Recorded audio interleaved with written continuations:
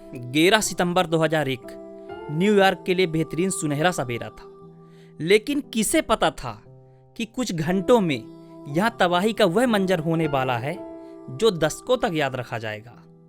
और समय होता है 8:46।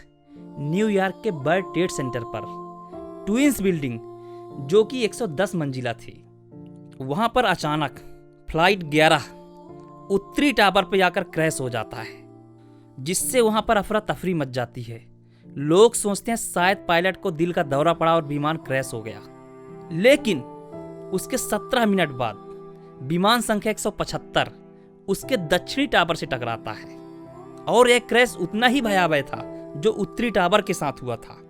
तब लोगों को अंदेशा हो जाता है यह प्लेन हादसा नहीं, यह हाईजैक है और यह आतंकी हमला है।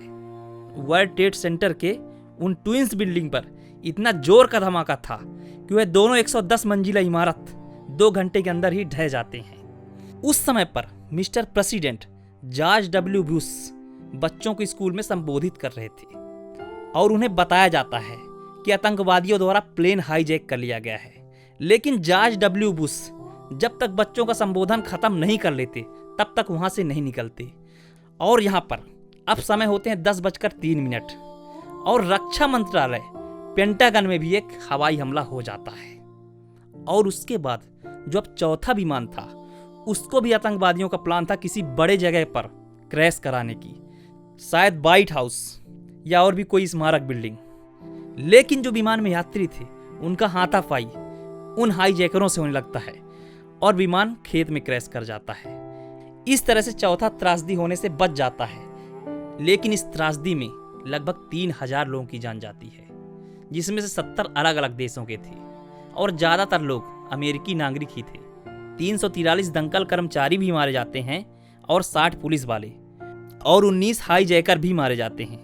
लेकिन 9/11 वह भयावह हमला था जो अमेरिका के साथ साथ पूरे विश्व को हिला दिया था और इसकी जिम्मेदारी अलकायदा का सरगना ओसामा बिन लादेन लेता है। उसका कहना था मुसलमानों पर हो रहे अत्याचार के खिलाफ हमने यह आवाज उठाया है और हमला करके दहशत को दिखाया है ताकि मुसलमानों पर अत्याचार ना हो। और उसके ठीक विपरीत होता है, अत्याचार मुसलमानों पर और बढ़ जाता है, लोग और भी आक्रोशित हो जाते हैं और कई मुसलमानी देशों को तहस नहस करने में अमेरिका लग जाता है और ठीक 10 साल बाद ओसामा बिन लादेन को भी मार गिराता है। क्या इस वीडियो पर ऐसे भी शख्स हैं जिन्होंने 9/11 को फील किया था टीवी या न्यूज़पेपरों के माध्यम से, और जो जनरेशन 2001 में था ही नहीं, उनको यह स्टोरी कैसी लगी कमेंट सेक्शन पर जरूर लिखिए। मैं हर कमेंट का जवाब देता हूं। तो आपका बड़ा भाई मिलता है किसी अगले वीडियो पर, तब तक के लिए जय हिंद, वंदे मातरम। अपना ख्याल रखिएगा।